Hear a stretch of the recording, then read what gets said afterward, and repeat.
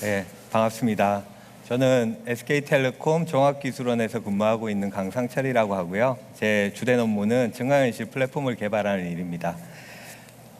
그래서 오늘은 여러분들을 모시고 증강현실, 그러니까 가상현실과 더불어서 증강현실 테크 트렌드에 대해서 간단하게 업데이트를 드리고요. 저희가 과거에 해왔던 TAR 플랫폼에 대해서 요약을 해드리고, 실제로 최근에 이제 저희가 진행했던 구글이랑 같이 했던 탱고 기반의 TAR 플랫폼에 대해서 소개를 해드리고자 합니다.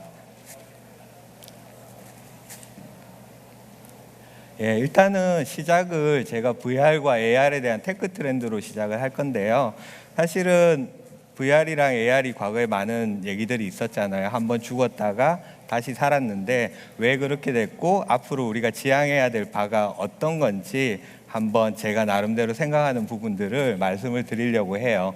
실제로 이제 그 AR이랑 VR은 굉장히 히스토리가 길어요. 히스토리가 길고 굉장히 과거에서부터 많은 트라이얼들이 있었지만 실제로 이제 우리가 활용할 만한 수준이 되지를 못했거든요. 근데 첫 번째 시작이 AR이 가시화가 됐던 첫 번째 시점이 대략 이때쯤이에요. 2009년 무렵이고, 그때 아이폰이 나오고 안드로이드가 나오고 몇몇 선두 업체들에서 로케이션 기반으로 AR을 제공하기 시작했던 시점이죠. 그 이후로 쭉 이제 기대 수준이 계속 높아져 왔었는데요. 그 이후로 살펴보시면 실제로 AR 쪽에서는 이제 구글 글래스도 발표가 됐고요. 구글에서 이제 매직립이라는 글래스 하는 업체에 굉장히 많은 돈을 투자를 하기도 했고요. 그 다음에 MS에서는 홀로렌즈라는 이제 그 증강현실 글래스를 어나운스를 하기도 했죠. VR 쪽의 액티비티들을 보면 실제로 VR 쪽 액티비티들은 오큘러스로부터 시작되었다고 말을 하는 게 맞을 것 같아요. 그래서 오큘러스부터 시작을 했고 페이스북이 오큘러스를 인수를 했고요. 그 다음에 소니나 다른 여러 업체들에서 HMD 디바이스를, 헤드 마운트 디스플레이 디바이스를 만들고 많은 컨텐츠 업체들이 게임이나 비디오나 360도 비디오 같은 이런 컨텐츠들을 만들기 시작을 한 거죠. 그런데 사실은 이 과거에 많은 액티비티들이 있었지만 최근에 점점 이 속도가 가속화되고 있어요. 가속화되고 있고 기술의 발전도 점점 빨라지고 있고요. 그렇게 이해를 해주시면 되고요. 그러면 이제 곧 미래가 오는 거냐라고 여쭤보실 수도 있을 것 같은데, 사실은 AR과 VR은 처해 있는 입장이 약간은 틀려요. 그러니까 VR 같은 경우는 가트너 하이프 사이클인데요. VR 같은 경우는 이미 이제 슬로프 오브 인라이트먼트 스테이지에 이제 진입을 하고 있는 단계고요. 기술적인 허들이 많이 해결이 되어 있는, 조금 남아있는 단계다라고 이해를 해주시면 될 것 같고요. AR 같은 경우는 아직까지도 뭐라 그래야 될까, 기술적인 허들이 많이 남아있어요. 많이 남아있고, 사실은 AR이 지금 현재의 VR 스테이지까지 가려고 하는 데는 시간적으로는 대충 예상하건대 2년에서 3년 정도의 갭이 있고요. 테크니컬하게는 많은 문제들이 남아있는 상태다라고 이해를 해주시면 될 것 같고요. 그래서 어떤 기술적으로 보면 어떤 부분들이 이제 공통점이 있고 어떤 부분들이 차이가 있어서 AR이 조금 더 우리가 기다려야 되느냐라는 거를 한번 볼 필요가 있는데요. 여기에 이제 참석하고 계신 분들이 다 개발자분들이니까 아마 여기 있는 게 다 개발 영역이라고 보셔도 무방할 것 같아요. 그래서 이 가운데가 이제 쉬운 쪽, 끝으로 갈수록 멀어지는 쪽, 왼쪽 편은 VR, 오른쪽 편은 AR, 이렇게 이해를 해주시면 될 것 같아요. 그래서 디스플레이 기술 같은 경우는 VR은 기본적으로 HMD 디바이스를 쓰잖아요, 그죠? HMD는 아시겠지만 오큘러스도 있고 기어 VR도 있고 좀 더 단순한 디바이스로는 이제 구글의 카드보드도 있고요.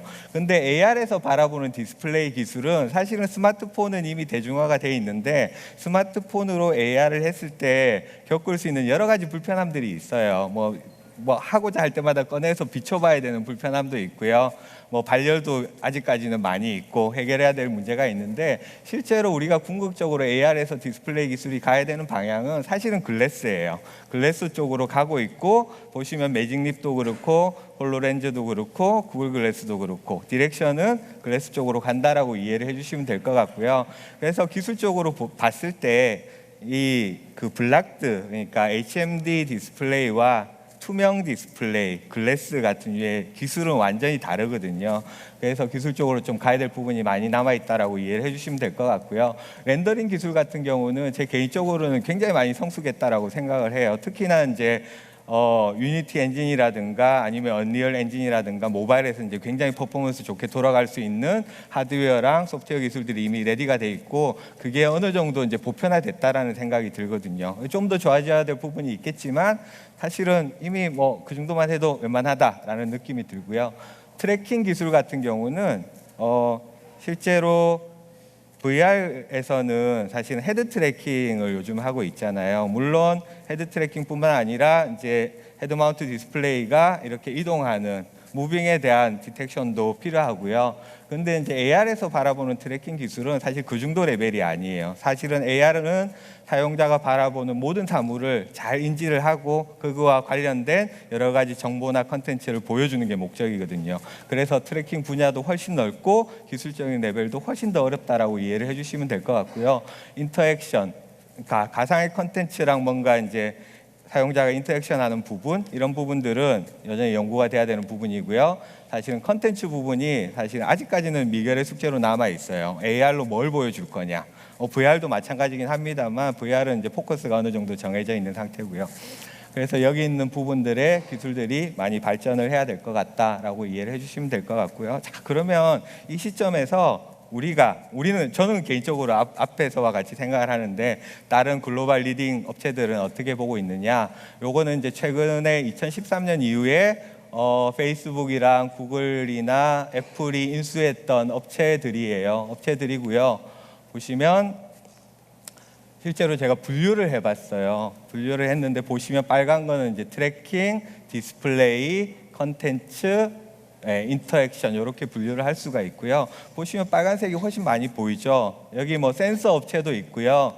뭐 카메라 업체도 있는데 사실은 이건 트래킹을 위한 기술로 제가 분류를 했습니다. 그래서 보시면 사실은 애플이나 뭐 구글 마찬가지로 트래킹 기술에 많이 포커스를 하고 있다라고 이해를 해주시면 될 것 같고요. 사실은 애플이 증강현실 업체인 메타이오를 올해 5월 달에 전격 인수한다라고 발표를 했고요. 이전까지만 해도 사실은 AR이 뭐 될까 안 될까 이런 좀 의구심들이 되게 많았는데 애플이 메타이오라는 증강현실 전문 업체를, 그러니까 뭐 순위로 따지면 퀄컴 다음으로 한 2위 정도, 1위를 다투는 업체라고 이해를 해주시면 될 것 같고요. 업체를 인수함과 동시에 AR의 기대치가 굉장히 높아졌죠. 그래서 이쪽 업계에서는 굉장히 이게 센세이셔널한 이벤트였었어요. 그래서 앞으로 이제 뭔가 될 수도 있겠다라는 가능성을 이제 보기 시작한 거죠. 시장 규모를 간단하게 한번 살펴볼게요. 일단은 위에는 이제 VR에 대한 이제 시장 예측인데요. 뭐 HMD 가격은 나날이 떨어질 것 같고 유저는 나날이 증가할 것 같다. 심플, VR은 발전할 거다 라고 이해를 해주시면 될 것 같고, 밑에는 AR과 VR에 대한 시장 규모에 대한 예측이에요. 예측인데 보시면 이 짙은 파란색이 AR이고요. 위에 작은 파란색이 VR이에요. 시장 규모는 예측이 대부분 다 AR이 나중에 VR보다 훨씬 큰 시장을 차지하게 될 거다라고 예측들을 하고 있습니다. 왜 그럴까요? AR이 제가 기술적으로 무지하게 어렵고 만들기 어렵고 캐즘도 남아 있는데 왜 시장 예측은 AR이 더 클 거다라고 예측을 할까요? 보면 딱 원인은 이걸 거예요. 아마 많은 사람들이 이렇게 생각을 하고 있는데 VR은 사실은 뭐 여러 가지 용도로 활용을 할 수 있겠지만 메인은 엔터테인먼트용 기기예요. 그래서 게임을 한다거나 체험을 한다거나 360 비디오를 뭐 본다거나 아니면 영화를 좀 더 몰입된 환경에서 본다거나 이런 용도에 주로 포커스가 돼 있고요. AR이 지향하는 목표는 이거죠. 데일리 유스예요. AR은 왜냐하면 트랜스페런트하게 내가 현실도 보고 가상의 컨텐츠도 같이 볼 수 있는 그런 기능을 제공을 하기 때문에 일상생활에 쓰일 수 있겠다라는 생각을 가지고 있고요. 그래서 아이폰이라고 어느 기사에서는 언급을 했었는데 사실은 스마트폰의 넥스트 버전으로 AR이 올 수도 있다라는 생각들을 하고 계시는 분들이 굉장히 많습니다. 그래서 제한된 환경에서 쓰이는 VR보다는 일상생활에서 쓰일 수 있는 AR이 훨씬 더 포텐셜이 있다라고 이해를 해주시면 될 것 같습니다. 그렇게 예상들을 하고 있고요. 그래서 저희도 이제 사실은 AR을 꽤 오래 전부터 이제 진행을 했었어요. 진행을 했는데 과거에 우리는 어떻게 했는지를 간단하게 설명을 드릴게요. 사실 저희가 AR을 처음 시작할 때 이런 그림을 만들고 싶었어요. 그러니까 사실은 리얼월드가 있고요. 리얼월드를 저희 AR 뭐가 될지 모르겠지만 AR이 잘 인식을 해서 거기에다가 이제 어떤 컨텐츠를 리얼월드에 잘 붙여주자. 여기까지. 여기를 하고 싶은데 저는 거기다가 뭔가를 조금 더 하고 싶었어요. 뭘 더 하냐면 우리가 컨텐츠가 종류가 굉장히 많은데 HTML도 있고 이미지도 있고 3D 애니메이션도 있고 뭐 오디오도 있고 비디오도 있고 현재 나와 있는 컨텐츠들을 잘 지원을 해야 되겠다. 첫 번째 목표. 두 번째는 AR이라는 게 컨텐츠만 어디다가 이제 붙인다고 해서 그게 AR이 되는 건 아니에요. AR의 가치는 사실은 서비스에 있는 거고요. 컨텐츠를 통해서 사용자한테 어떤 스토리를 전달하거나 인포메이션을 직관적으로 전달하는 그게 AR의 본연의 기능이거든요. 그래서 우리는 이렇게 AR 서비스, 광고가 됐건 교육이 됐건 박물관에서 활용하는 그런 게 됐건 아니면 위치 기반의 AR이 됐건 이런 걸 좀 더 제너럴하게 잘 구현을 할 수 있는 어떤 뭐가 없을까라고 고민을 시작을 했고요. 그래서 결론적으로 저희가 구현을 하기 했던 거는 이런 아키텍처였어요. 우리는 좀 더 제너럴하게 AR을 실행할 수 있는 AR 브라우저를 만들어야 되겠다.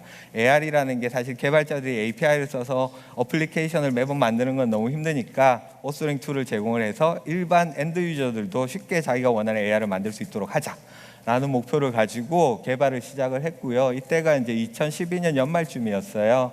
그래서 개발을 많이 했고요. 이제 개발 방향을 결정하고 나서 많은 이제 어플리케이션들을 리뷰를 했는데요. 그때 당시에 앞에서도 나왔지만 AR 브라우저라는 컨셉을 저희가 처음 만든 컨셉이 아니에요. 기존에 나와 있던 위치 기반 AR을 서비스를 하던 유명한 AR 브라우저들이 몇 개가 있었고요. 레이어라는 업체도 있었고 메타이오에서 만든 주나이오라는 브라우저도 있었고요. 그다음 위키투드라는 월드 브라우저라는 AR 브라우저도 있었어요. 근데 문제는 뭐냐면 사실은 이 세 개가 호환성이 전혀 없어요. 전혀 없고 마크업 언어를 자기 나름대로 디파인한 마크업 언어를 사용을 했어요. 그래서 호환성이 없어서 그러면 안 되겠다. 우리는 좀 체계적으로 한번 가보자. 그래서 그때 당시에는 그 표준은 아니었고요. 캔디디 스탠다드였어요. OGC라는 기관에서 표준화를 추진하는 ARML 오그멘티드 리얼리티 마크업 랭귀지 2.0이라는 게 있었고요. 그걸 기반으로 이제 개발을 시작을 했어요. 개발을 시작을 했고 저희가 이제 플랫폼이라고 부르는데 플랫폼 구성은 브라우저랑 오스링 툴이랑 컨텐츠 서비스 서버로 구성이 돼 있어요. 그래서 개발을 했고 개발이 되고 난 이후에 저희가 이제 ARML 2.0 표준화 워킹 그룹에도 참여를 했고요. 현재는 차터 멤버로 돼 있어서 지금도 계속 넥스트 버전에 대한 논의를 조금씩 진행을 하고 있습니다. 그래서 저희 이제 ARML의 특징이기도 하고 저희 이제 플랫폼의 특징이기도 한데요. 일단은 서비스 관점에서 보면 위치 기반 AR이랑 이제 영상 인식을 통한 AR 둘 다를 동시에 지원을 할 수가 있어요. 그런 기능이 있다라고 보시면 되고요. MWC 2014에서 이제 데모 시연도 했고요. 저희가 ARML을 선택한 거를 잘했다고 느낀 최초의 순간이 언제였었냐면 이때였어요. 저희가 MWC에 시연을 할 때 이때 당시에는 사실은 이런 액티비티가 있었는지도 잘 몰랐어요. 근데 보시면 이 세 개 업체들이 모여서 우리도 뭔가 호환성 있게 AR 서비스를 공유할 수 있게 만들어 보자라는 거를 이제 AR 표준화 커뮤니티가 있거든요. 거기서 주관을 해서 뭔가 호환 스펙을 만들었어요. 칼리프라는 스펙이고요. 이거는 이제 저희가 선택한 ARML의 서브셋이라고 이해를 하시면 돼요. 위치 기반 AR에 대한 정보를 이제 쉐어할 수 있는 포맷이고요. 그래서 각 브라우저가 이 칼리프 포맷을 통해서 동일한 컨텐츠를 보여줄 수 있다라는 것을 이제 프루브한 사건이 있었죠. 그래서 아직까지도 ARML이라는 표준이 사실은 스탠다드이긴 하고요. 월드 스탠다드고 이게 5월에 표준화가 됐거든요. 표준은 맞는데 사실은 이제 파급력을 가지기에는 아직까지 좀 더 시간이 필요할 것 같습니다. 그거는 ARML뿐만 아니라 다른 진행 중인 스탠다드도 사실은 마찬가지 입장이거든요. 이해해 주시면 될 것 같고요. 오스링 툴에 대해서 간단하게 말씀을 드려볼게요. 오스링 툴은 사실은 굉장히 심플해요. 사진을 찍고 컨텐츠를 선택한 다음에 컨텐츠를 배치를 하면 그 정보들이 서버를 통해서 ARML로 바뀌어요. 브라우저는 그 ARML을 다운로드를 받아서 실행할 수 있는 구조로 되어 있고요. 그래서 저작 자체가 굉장히 심플하게 이루어진다라고 이해를 해주시면 될 것 같아요. ARML은 보면 저희가 ARML을 선택한 가장 큰 이유는 굉장히 스펙이 스트레이트 포워드해요. 태그 개수도 작지만 그렇다고 해서 이제 기능이 제한되지는 않는. 왜 그런지 한번 보여드릴게요. 여기 이제 피처라고 돼 있는데 요 시나리오는 저희가 이제 사과 사진에다가 어떤 비디오 컨텐츠를 붙이는 시나리오예요. 그래서 피처에 애플 이렇게 하나 적어주고 현실에 있는 사과라는 뜻이에요, 그냥.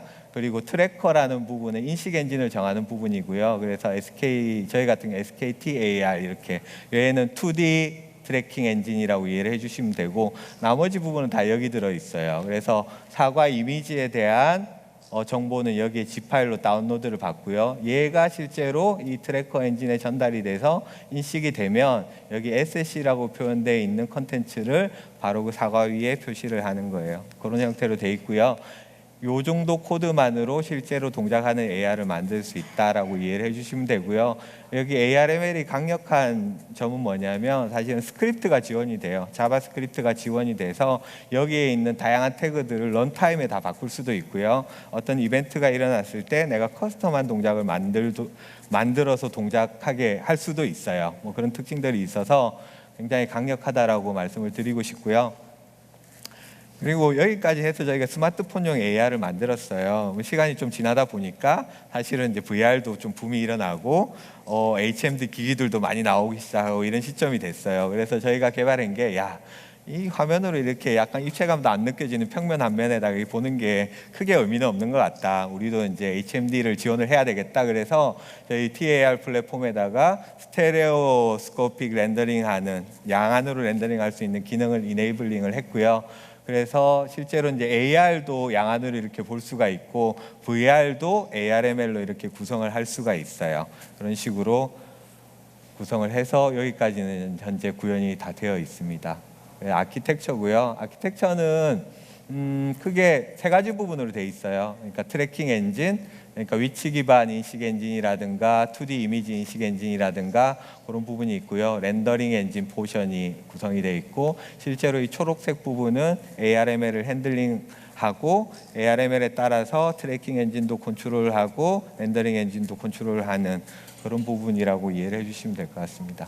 그리고 여기 AR 브라우저 엔진에 해당되는 이 빨간색 박스에 해당되는 부분은 저희 웹사이트를 통해서 SDK로 공개하고 있으니까요. 뭐 다운로드를 받아서 AR을 한 번씩 만들어 보셔도 될 것 같아요. 실제로 AR을 만드는 방법은 ARML을 기술을 하고 타겟을 지정한 다음에 뭐 컨텐츠를 선택을 하는 거죠. 요 세트와 ARML을 하나로 이제 바인딩을 시키면 그게 스탠드얼론으로 동작할 수 있는 AR 어플리케이션이 되는 거예요.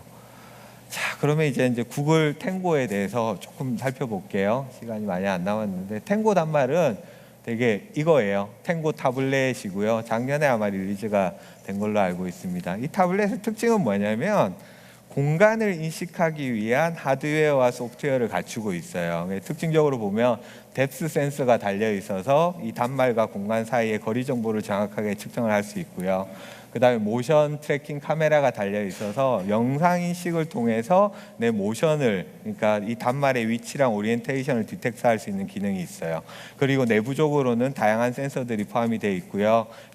컴퓨팅 파워도 굉장히 빠방한 엔비디아 테그라 K1 칩이 돼 있어요. 아직까지는 단말이 좀 커요. 이렇게 태블릿이기 때문에. 그래서 앞으로 릴리즈되는 단말은 이렇게 생길 거예요. 이거는 이제 퀄컴에서 지난 5월 달에 이제 어나운스한 퀄컴 탱고 단말이고요. 밑에 거는 인텔 리얼센스를 사용하는 탱고 단말이에요. 이 정도 사이즈로 앞으로 나올 거고 아마 내년쯤 나오지 않을까 생각하고요. 인텔 리얼센스 탱고 폰 같은 경우는 올 연말에 개발자 버전 릴리즈한다라고 이미 어나운스를 했습니다. 자, 그러면 하드웨어 좋아요. 하드웨어 좋고 그러면 이제 소프트웨어를 봐야죠. 탱고 단말이 제공하는 이제 소프트웨어적인 기능은 뭐냐면 탱고 단말에 있는 센서를 이용을 해서 단말의 정확한 위치와 포즈, 그러니까 오리엔테이션을 제공하는 기능이 있고요. 에리어 러닝 같은 경우는 좀 전에 설명드렸다시피 영상 인식을 통해서 단말의 위치를 측정하는 기능을 제공을 합니다. 그리고 뎁스 퍼셉션은 뎁스를 센싱하는 기능을 제공을 하고요. 이 세 가지 기능이 핵심 기능이고요. 네, 요 뒤에 설명은 제가 앞에서 했기 때문에 넘어가도록 하겠습니다. 자, 그러면 저희가 이제 처음에 AR을 했잖아요. 저희는 사실은 이제 AR 플랫폼을 만들면서 저희 플랫폼이 다양한 단말에서 많은 단말에서 돌아가기를 원했어요. 그래서 스마트폰 지원하고 HMD 이네이블링하고 그 다음에 뭘 할까 고민을 되게 많이 했었거든요. 그때 당시에 탱고가 릴리즈가 됐었는데 사실은 탱고가 그때 당시만 해도 탱고를 AR에 쓰는 케이스는 거의 없었어요. 거의 없었고 굉장히 단순한 것들은 있었지만 거의 없어서 저희가 이제 사실은 구글에 이런 그림을 가지고 제안을 했었어요. 보시면 우리가 AR 플랫폼이 있으니까 우리 플랫폼의 기능들을 써서 탱고의 에리어 러닝 기능을 써서 공간을 잘 등록을 하게 해주고 그 공간에 등록된 기능들, 그러니까 모델을 가지고 저작을 정말 잘 되게 만들어 주겠다. 그리고 일반 사용자들은 이 컨텐츠를 쉽게 실행을 해서 어떤 AR의 차별화된 경험을 느낄 수 있도록 제공하는 걸 한번 해보자라고 얘기를 했었고요. 뭐 별로 어렵지 않게 흔쾌히 통과가 된 것 같아요. 제 개인적인 느낌으로는 그렇게 해서 저희가 이제 구글이랑 프로젝트를 진행을 하게 됐고요. 실제로 이제 저희도 이제 뭐 이 탱고 단말이 아직 상용폰이 아니기 때문에 약간의 이제 뭐 문제점들도 있고 그랬어요. 같이 이제 콜래보레이션을 하면서 개발을 진행을 했습니다. 그래서 결국은 이제 지난 5월달에 저희 솔루션을 구글 I/O에서 구글이랑 같이 이제 시연을 했고요. 이거는 뭐 단순 시연이 아니라 사실은 이제 일반 미리 신청한 예약을 한 개발자들이죠. 개발자들한테 실제로 이제 체험할 수 있는 공간을 이렇게 만들어서 실제로 해볼 수 있는 기회들을 제공을 했었어요. 그래서 성공적으로 잘 마무리했고요. 그래서 이거를 하기 위해서 저희가 개발한 기능은 이런 기능들이에요. 오스토링 아까 앞에서 간단하게 설명을 드렸지만 여기도 마찬가지로 이제 오스토링 기능을 저희가 이네블링 했고요. 탱고 단말을 이용해서 공간 학습을 해서 이제 그 공간의 특징 정보, 인식을 위한 특징 정보를 저장을 하고 뎁스 센싱을 이용을 해서 공간 모델을 만들고요. 거기에다가 3D 모델링 툴 같은 거를 저희가 제작을 해서 다양한 여러 가지 컨텐츠들을 배치할 수 있는 기능을 이네이블을 했고요. 뒷부분은 똑같아요. 뒷부분 앞에 스마트폰이나 아키텍처가 크게 바뀌지가 않아서 결국은 만들어지는 거는 이제 ARML 패키지고요. ARML 패키지 안에는 사실 탱고가 필요로 하는 여러 가지 정보들이 들어가요. 예를 들면 에리어 디스크립션 파일이라든가 아니면 여러 가지 이제 그 뭐라 그러죠? 스페이스 스캔한 포인트 클라우드 데이터라든가 이런 것들이 같이 저장이 되고요. 같이 다운로드가 돼서 실행이 되는 구조로 되어 있습니다. 되어 있고 아키텍처는 사실 근본적인 아키텍처는 바뀌지 않았어요. 기존의 스마트폰에 좀 전에 보여드렸던 아키텍처를 그대로 유지를 하고 거기에 있는 이제 탱고 기능들을 이네이블을 했는데 사실 어떻게 이게 적용이 되는지는 조금 살펴볼 필요가 있어요. 뭐 스테레오 렌더링 이거는 있는 거고요. 실제로는 AR을 러닝하는 데 필요한 기능은 이 모션 트래킹 기능이에요. 실제로 모션 트래킹 기능과 여기에 있는 탱고의 에리어 러닝 기능이 같이 믹스업이 돼서 돌아가고요. 실제로 오스토링 기능에서 에리어 러닝 기능과 이제 뎁스 퍼셉션 기능이 두 가지가 이제 동시에 쓰이는 그런 형태로 동작을 합니다. 나머지 구조는 이제 거의 동일하고요. 밑에 단에는 탱고 서비스 를 포함하고 있는데 탱고 코어 모듈이 있고요. 탱고 SDK를 이용을 해서 사실은 저희 그 플랫폼을 이 위에 이제 포팅을 한 거예요.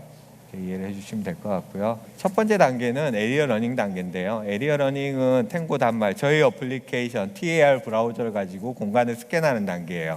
그래서 공간을 이렇게 쭉 스캔을 하면 왼쪽에 이제 이 트래킹 되는 거 보이시죠? 위치 추적도 되고요. 이거 하면서 내부적으로는 공간의 특징들을 다 분석을 해요. 분석을 해서 저장을 하고요. 그리고 이제 뎁스 센서를 이용을 해서는 공간의 모델을 이런 식으로 이제 저장을 합니다. 실제로 비추면 거기에 있는 뎁스랑 카메라의 칼라 정보를 믹스업을 해서 이런 3D 모델을 만들어내요. 여기까지 하고요. 그 다음 단계는 실제로 이제 만들어진 3D 모델을 로딩을 해서 여기에다가 이제 컨텐츠를 부과하는 작업을 하게 되는 거예요. 실제로 모델 이렇게 표시가 되죠. 표시가 되고 여기에 컨텐츠를 부과를 하는데 저희 플랫폼 같은 경우는 뭐 3D 애니메이션, 비디오, 오디오, 그다음에 HTML5 뭐 이런 것들이 다 지원이 돼요. 근데 이거는 시연용 컨텐츠를 만드는 거라 시연용은 뭐니 해도 3D가 최고거든요. 3D만 주로 좀 사용을 하고 있고요. 그래서 한번 보시면 배치하는 방법들, 컨텐츠를 옮기기도 하고 리사이즈도 하고 기울기도 조정하고 그 다음에 이제 배경에 있는 공간을 이리저리 돌려가면서 어느 위치에 컨텐츠를 배치를 할지 정할 수도 있고요. 그런 식으로 해서 쭉 배치를 합니다. 이런 식으로 배치가 일어나고요. 네, 조금만 볼까요? 네, 금방 지나갑니다. 네.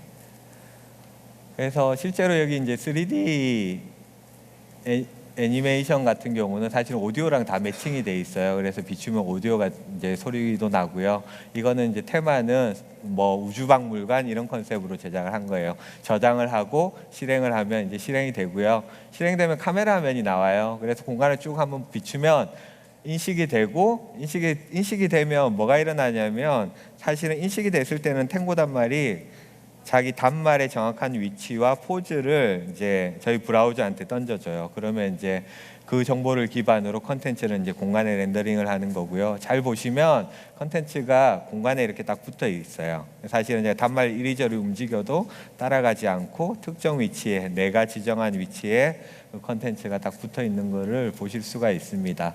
아까 저희가 HMD 지원한다라고 말씀을 드렸는데요. 사실은 탱고는 그냥 일반 이제 저희가 스마트폰에서 했던 2D의 3D 컨텐츠를 띄워서 HMD로 보는 것과는 또 다른 경험을 제공을 해줄 수가 있어요. 왜 그러냐면 탱고 단말 같은 경우는 이게 공간을 움직일 수가 있잖아요. 움직이고 공간에 있는 컨텐츠가 떠 있다라고 생각하시면 앞면도 보고 뒷면도 보고 뭐 더 잘 할 수가 있고요. 그리고 특히 HMD에 착용을 하고 나서 보면 실제로 이제 굉장히 몰입감을 느낄 수가 있어요. 그 기능을 탱고에도 이네이블링을 했고요. 런타임에 이렇게 하나면으로 볼지 아니면 스테레오스코픽 렌더링으로 이렇게 볼지를 선택할 수가 있도록 돼 있어요. 그래서 아직까지는 이런 디바이스에 끼워서 보면 이제 몰입감을 느낄 수가 있는데 아직까지는 약간 단말이 너무 커서 실제로 쓰면 정말 무겁습니다. 무거운데 단말이 좀 작아지고 기능이 이제 인핸스가 되면 충분히 의미 있는 이제 그 구현이 될 것 같아요. 그래서 여기까지가 이네이블링 돼 있고요.